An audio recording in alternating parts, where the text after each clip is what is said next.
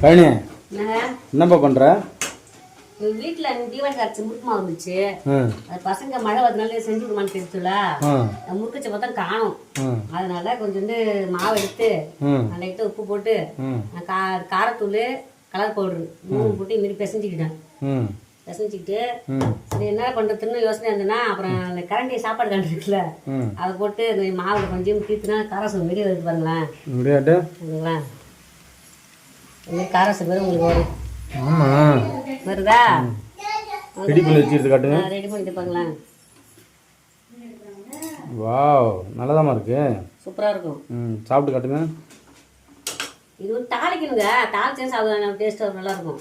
இது வந்து கொஞ்சம் எண்ணெய் ஊற்றி கருவேப்பிலை போட்டு மேலே வந்து காரத்தூள் போட்டு வந்து வச்சுக்கோங்க. காரசோறு வாட்ட சூப்பராக இருக்கும். காரசோறு ரெடி ஆகிடுச்சு. நான் தாளிக்க போகிறேன் பாருங்களேன். லைட்டாக எண்ணெய் போட்டுங்க. லைட்டாக எண்ணெய் ஊற்றி வச்சா அடுத்து உங்களுக்கு இந்த பொடியை கொஞ்சம் கட் பண்ணி வச்சுங்க. இந்த கருவேப்பிலையை இல்லை இந்த பூண்டை வந்து நீங்கள் தோலோட இடித்து வச்சுக்கலாம். அப்போ தான் உங்களுக்கு வாசனையாக இருக்கும் பாருங்களேன். நான் சேர்ந்து எண்ணெயில் போய் பொரிச்சுங்க. ரொம்ப காங்கத கூட லைட்டாக அப்படி கொண்டு வரலாம் வச்சுக்கணும். இந்த அளவுக்கு பொருந்தி வரும் பாருங்களேன். அது அடுப்பு ஒன்று சிம்மில் வச்சுங்க. ரொம்ப காங்க விடாதுங்க. இந்த வாசனையும் உங்களுக்கு சூப்பராக இருக்கும். காரசு வாசனை இப்போ சூப்பராக இருக்கு பாருங்களேன். நல்லா பொரிஞ்சிச்சு. நீங்கள் கேஷை ஆஃப் பண்ணிவிட்டு கேஷ் ஆஃப் பண்ணிவிடுங்க.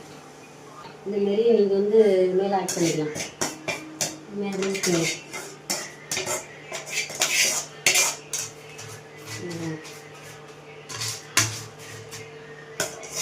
நல்லா வாசனையாக இருக்கு பாருங்க. அந்த பூண்டு வாசனை அவ்வளோ சூப்பராக இருக்குது.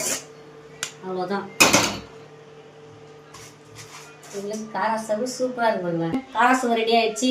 காஃபி ரெடி ஆயிடுச்சு. சாயந்தரத்தில் ஸ்நாக்ஸு காஃபி சூப்பராக இருக்குங்க. நீங்களும் வீட்டில் செஞ்சு பார்த்துட்டு கமெண்ட்டில் சொல்லுங்கள். பாய்.